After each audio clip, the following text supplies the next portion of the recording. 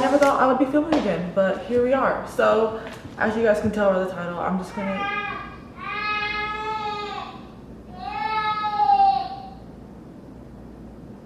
have to film this. It's dirty.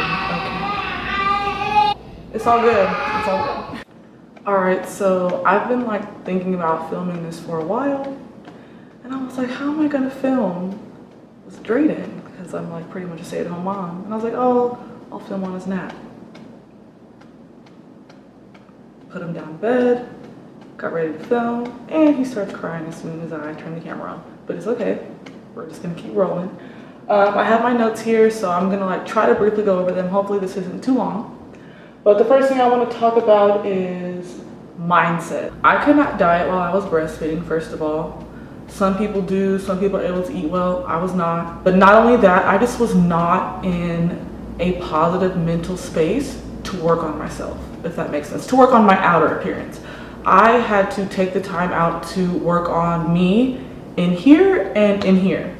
And it took a lot of time, it took a lot of patience, it took getting professional help. And once I worked on that and figured out like what I needed to work on, like I said, in here and in here, then I could work on out here. So that's another important thing, is that like if you're at a space right now in your life where you're just going through it, some people can, but it's going to be really hard to buckle down and get yourself physically fit. It's hard, but it starts with your mind. So I want to get that out of the way. That's why it took me a while after my pregnancy to actually buckle down and work on my body, was because I had to work on this part of my body first. Stop looking, like right now, literally right now, stop looking at old photos of yourself or Instagram people or people that, you know, have gone under the knife. I am all for plastic surgery. Someday if I'm able to afford it, I will get it. But I could not use those people as inspiration. And people always, you know, are commenting body goals on people who have had work done and who say like, I want to look like that. Like, I wish I looked like Kylie Jenner, but I don't have Kylie Jenner money, so I'm not gonna look like Kylie Jenner. Aside from celebrities, just like old photos of yourself. As a woman, as a male, like whoever's watching this, your body changes over time. Hormones change over time. And with that said, I mean, like I said, I endured pregnancy, so my situation is different, but still, your body changes over time. And the body you had in college, when you're looking at college photos of you going out turning up with, you know, barely to no clothes on, you're not going to look like that anymore. And I had to stop doing that. I was like obsessed with looking at old photos of myself, like, I've got to get back to that, I've got to get back to that. And I came to the conclusion that I was not going to get back to that. I had to find a new goal. Like, what do I want my new Rachel to look like? Because she's not gonna look like that anymore. So I need to figure out, what do I want this new Rachel to look like? I had weight dispersed in different areas of my body that I wasn't used to. I had weight taken out of places of my body that I wasn't used to. So I was like, how am I going to create a goal for myself that I've never seen, if that makes sense? Like, you know, you look at these celebrities, you've seen their bodies, you look at old photos of yourself, you've seen those bodies, but like, you have to create a goal for yourself that you've never seen. And that's hard, but that's called faith. So that's what I had to do. And it was really, really, really hard. But I knew what parts of my body I wanted to tone. And that's how I started to create my own goals. And aside from, you know, trying not to use old photos of yourself and photos of other people as goals, you could also use photos as a tool. So I always, you know, have this preconceived notion that the scale is like the devil. And it's not. Scales do help. They do show improvements. Obviously, everyone uses scales. I have a scale. I don't use it very often, but I do have one. But taking before and after photos is where you really see it, because some of us get so caught up on numbers and you fail to realize that, like, wait, like, I'm getting toned, I'm losing fat, but I'm gaining muscle, which is probably why the scale is staying the same or going up, you know? And I think it's very important to actually use photos as your tool. So I have, like, you know, a little folder of all my before and afters and my progression, and I'm not quite comfortable sharing that quite yet. Maybe down the line I will, but it's for myself, and I definitely recommend that you guys do that if you're getting ready to start your weight loss journey. I took photos literally the day I was fed up with looking how I was looking, and like seeing my photos from then to now, like, I can see the progress. And I don't even really remember what I weighed actually, but having those photos really helps. So photos can be a tool. Okay, so before I get into the workout aspect of, my weight loss journey, I want to talk about food.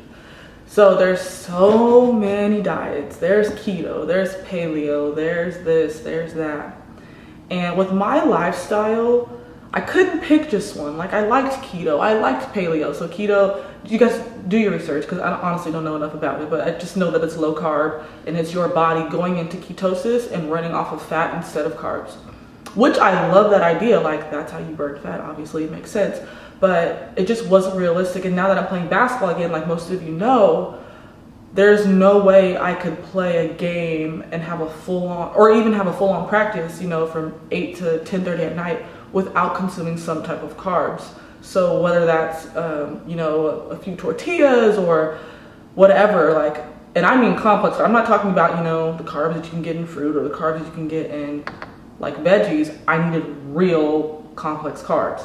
And there's no way my body could go into ketosis if I continued to eat those on those certain days. So that one wouldn't work for me. But I realized where my weight was coming from, and it was coming from carbs. I was eating like straight crap. End of my pregnancy, after my pregnancy, up until, the one day I was like, okay, like, I'm fed up with looking like this. I was literally eating like crap. Always getting extra rice at Chipotle. Bread was life. Tortillas, just, it was out of pocket. And that's how I started. So I didn't start getting on like a strict, and not even so much strict, but like a consistent workout schedule until I got my food and my eating under control. I don't want to say dieting. I do not like that word. It has to be a lifestyle. Literally, the second you step into a grocery store, what are you going to buy to fuel your body, to make your body feel good? And I mean, it's kind of different for everyone, and I don't want to like go into depth like about dieting and eating. Like I said, I hate the word diet, but I do want you to realize that you need to understand, where is your weight coming from? Is it coming from sugar? Is it coming from carbs? A lot of people are on this like no meat kick right now, and that's cool. Like, vegetarian, whatever you are, like, that's cool. But like, some people are like, okay, I'm gonna stop eating meat for a month, but I'm gonna load up on cheese and, well, by the way, cheese is cool, but I'm gonna load up on cheese and pasta, and that's how I'm gonna, lose weight. I'm just gonna not eat meat, but eat all this pasta and bread and carbs. And I'm like, what's the point? Like, it's such like a fad that people go through, like don't get me started, but just the no meat fad that lasts a month for people who used to eat meat but are gonna eat meat after, and they're just loading on carbs. Like, it doesn't make any sense. It really doesn't. There's nothing, like, there's no scientific evidence behind it that you're gonna lose weight by doing that. Clearly, because the people that I see doing that aren't losing weight.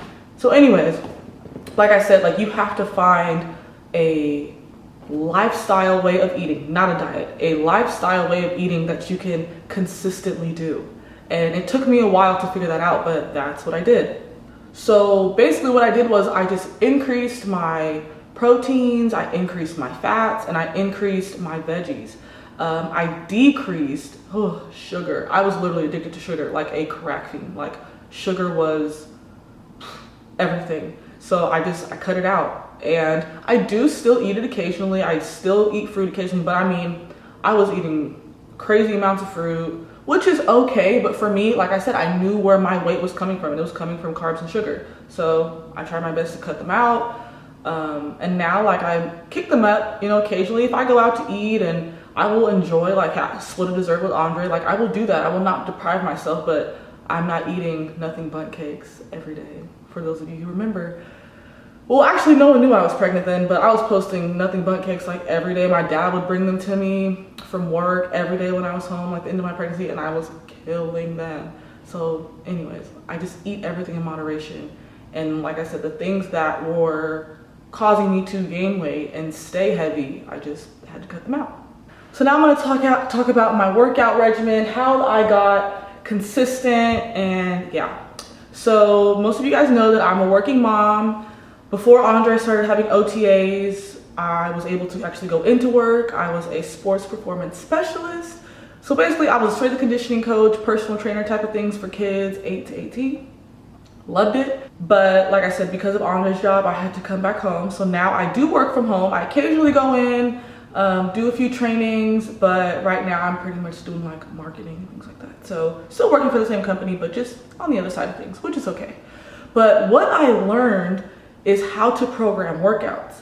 And being a student athlete, I've always had my workouts programmed for me. I never knew the method behind the madness. I never knew why this workout went with this workout, or why this exercise and these exercises were paired. Like, I never understood that. I just did what I was told. And so with this job, I learned how to do certain exercises and why you do certain exercises for certain parts of the body, for certain sports, for certain age groups. And that is so important because people are literally making bank, you know, writing up workouts for people, and they don't even know the science behind it. They don't even know why you do certain workouts. They don't know that, you know, a certain workout for a 13-year-old boy is not going to work for an 18-year-old female, or why she should be doing a certain workout and why he shouldn't be. Like, so because of that, I wanted to really research about my own workouts and figure out what do I need to do to get the body that I want, to tone the certain aspects of my muscles that I want to tone. And so I use my job and those tools to figure out or which exercises would give me the results that I want.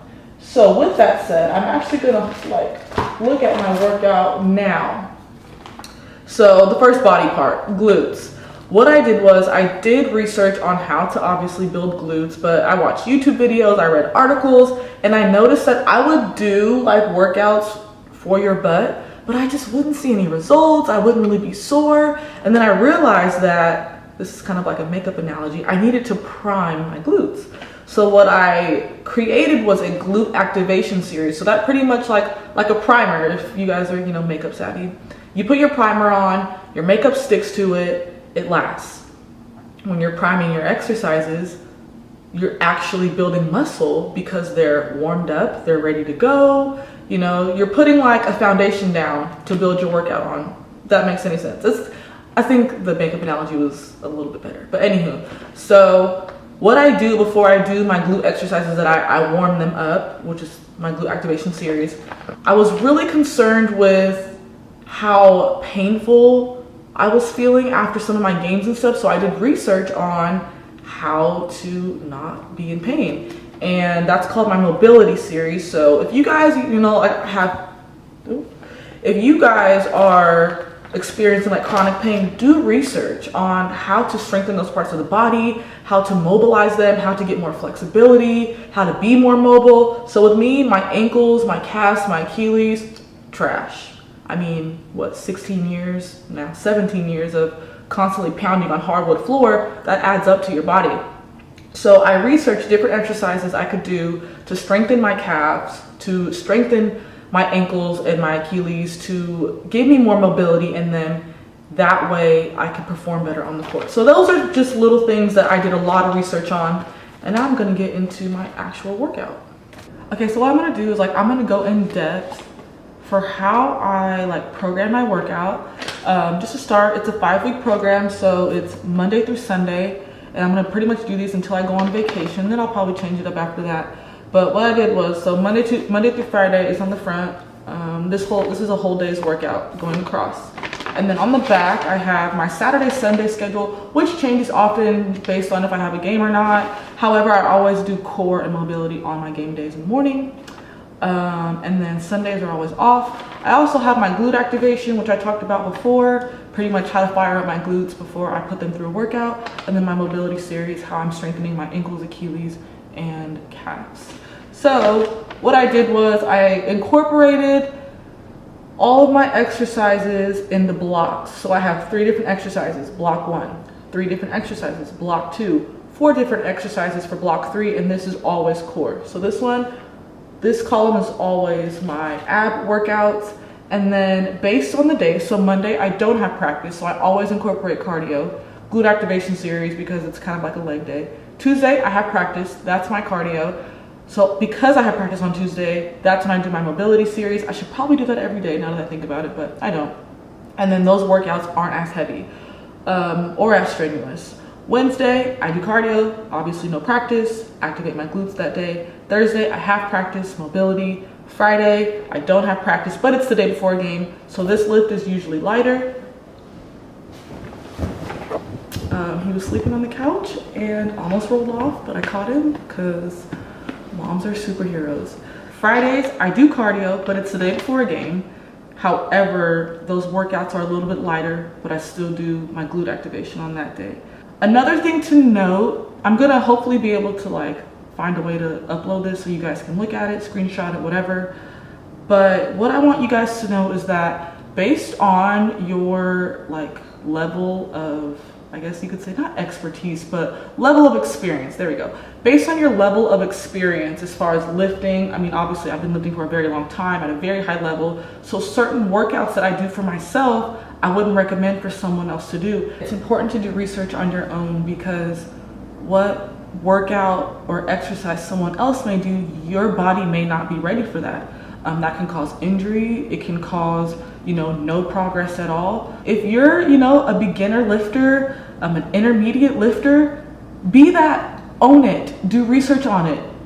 Be the best beginner lifter there is, put the work in, and then, you can gradually increase like the types of exercises you do over time. But be patient with yourself. Like, you're not going to start working out for the first time and do a whole bunch of bodybuilder exercises or do workouts that I've been doing or that some Instagram or YouTube girl has been doing for years. Like, no, it's about you. Personalize your workouts. And that's how you can know that someone is legit at creating workouts. Maybe you're paying somebody to do it, whatever. Are the workouts specifically made for you and your exercise experience? So make sure, like I said, if you are, paying someone or doing whatever, just make sure that you do your own research first. So as you can see, my blocks, I have 2 blocks and then I have an ab exercise. So I do 3 exercises in each block. I do 3 rounds of that. So for example, my Monday, split squat pulses, dumbbell pull throughs, squat to lateral leg lift. That's block 1. I will do those 3 exercises 3 times. Block 1's done. Block 2, dumbbell upright rows, shoulder press, and push up to a single arm row. Those 3 exercises, 3 rounds, and I'm done. My ab exercise, so I do 30 seconds work, 20 seconds rest, and then I continuously do that for 3 rounds. Everything's 3 rounds. So for example, dead bugs, 30 seconds on, 20-second rest. Single leg drops, 30 seconds on, 20 seconds rest, and so on for 4 different exercises. So that's just an example of what I do on a Monday. Yeah, I hope you guys like this. Please chat with me. I love when you guys send me DMs and stuff. Throughout the day, it's just me and Drayden. So when you guys are talking to me, commenting on my food stuff, and asking me questions, like, I adore it. I love it. Keeps me busy. So yeah, if you have any questions, you can contact me, DM, email, whatever. I respond. I'm old. I check emails before text. So text me, whatever you want to do. I hope this is helpful. And yeah, thanks for watching. Bye, guys.